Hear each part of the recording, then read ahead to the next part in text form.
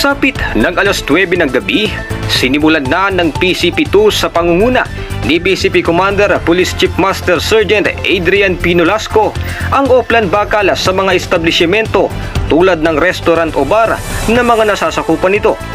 Unang nagtungo ang grupo ni Nolasco sa isang videoke bar sa barangay Gaya-Gaya para isagawa ang oplan bakal na ngayon ay mas pinaigting ang pagpapatupad. Kapulisan po kami ng San Jose del Monte at nagagawa lang po kami ng oplan bakal. Kumahali lang po, konting oras lang. Tayo lang po tayo.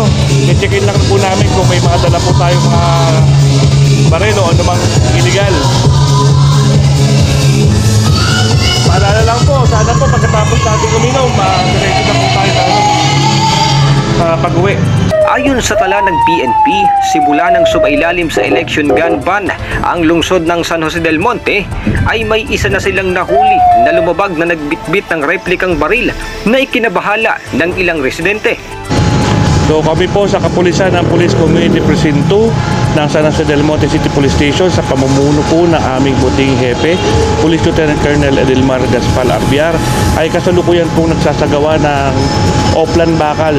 Layunin po ng operasyon na ito ay makahuli po tayo ng mga individual na may dalang mga gamit katulad po ng baril at iba pang matatalas na bagay kung saan ipinagbabawal po ito sa ilalim po ng umiiral po nating Omnibus Election Code.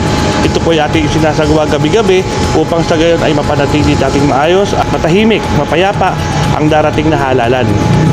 Bukod dito ay kanya ring pinasyalan ang ilang 24 oras na bukas na mga convenience store upang paalalahanan ang mga security personnel na naka-duty sa lugar. Kasabay din ito ang oplan sita sa mga motorista upang matiyak ni Nolasco ang kaligtasan ng mga mamamayan ng San Jose del Monte, Bulacan. Ang gwapo mga pulis dito, sir. Bukod sa gwapo, mababait, sir. Saka okay lang naman yun para naman malaman natin kung sino may masasamang loob sa karsada po, di ba? Nagpaalala naman si Nolasco sa kanyang mga nasasakupan na sundin ang mga ipinatutupad na batas ng PNP San Jose del Monte upang maging maayos at tahimik ang lungsod sa paparating na 2025 midterm election. Sa mga kababayan po natin sa San Joseño, hindi lamang po sa nasasakupan ng Police Community Precinct 2 kundi sa buong lungsod ng San Jose del Monte, ipinapaalala po namin sa publiko na sumunod po tayo sa batas lalong-lalong ngayong election period upang sa gayon ay mairaos natin ang halalan sa darating na Mayo ng matiwasay at papayapa.